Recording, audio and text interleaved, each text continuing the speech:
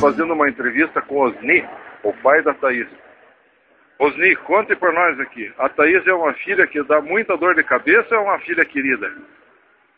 Olha, na realidade é uma filha querida, mas uma filha que dá bastante dor de cabeça. É mesmo? É complicado. Não me diga uma coisa dessa.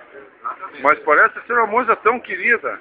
Olha, ela é querida, mas também tem o seu lado extremamente rebelde. Não me conte uma coisa dessa. Exatamente. Ela, principalmente quando é contrariada.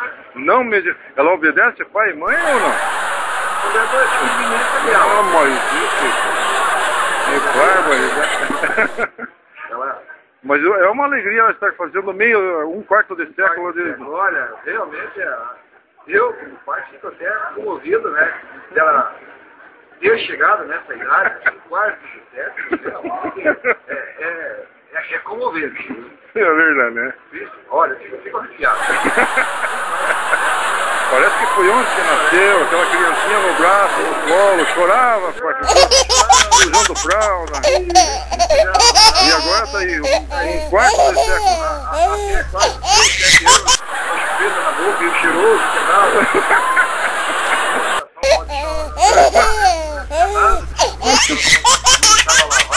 Ave Maria. Olha, foi um drama pra conseguir tirar o tal cheiroso dela, porque... Osni, então, só pra gente encerrar aqui, esses cabelos brancos tem muita coisa aí da Thaís, então. Olha, posso dizer que tem aí uns 80%.